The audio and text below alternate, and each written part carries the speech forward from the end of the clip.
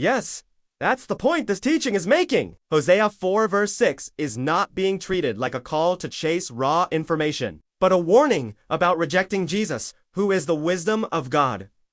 In this line of teaching, lack of knowledge means you are cut off from the true knowledge that saves, because Christ is the wisdom of God. That's why the message keeps pressing this hard. You don't just need facts, you need Jesus. The word is also tied to this.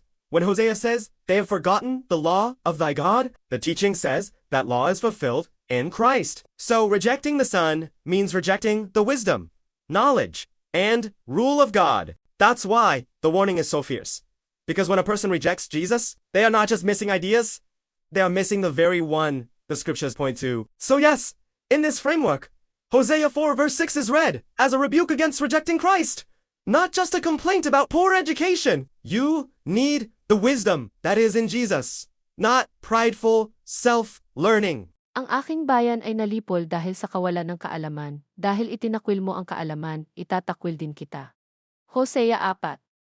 Versikulo 6 kay JV.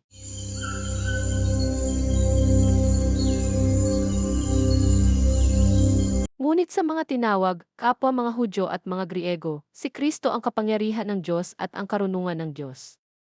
Una Korinto 1. Versikulo 24 kay JV.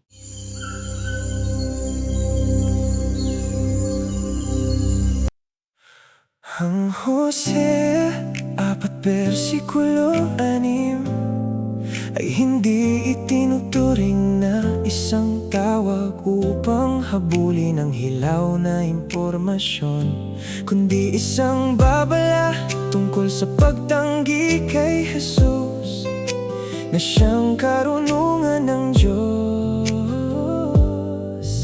Sa linya ng pagtuturo na ito, ang kakulangan ng kaalaman ay nangangahulugang ikaw ay naputol mula sa tunay na kaalaman na nagliligtas dahil si Kristo ang karunungan ng Diyos. Kaya't pagtuloy na pinipilit ng mensaheng ito, hindi mo lang kailangan ng mga katotohanan, kailangan mo si Jesus. Ang salita ay konektado rin dito kapag sinabi ni Hosea na nalimutan nila ang batas ng iyong Diyos. Ang turo ay ang batas na ito ay natutupad kay Kristo, kaya ang pagtanggi sa anak ay nangangahulugang pagtanggi sa karunungan, kaalaman at pamamahala ng Diyos. Kaya't napakatindi ng babala,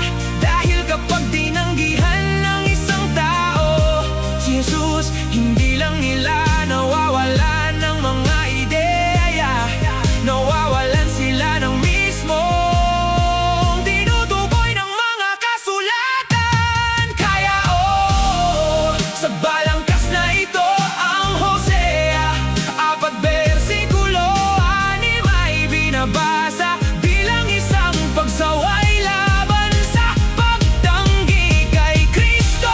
Hindi lamang isang reklamo tungkol sa mahinang edukasyon, kailangan mo ang karunungan na nasa kay Jesus, hindi ang mapagmataas na sariling pag-aaral.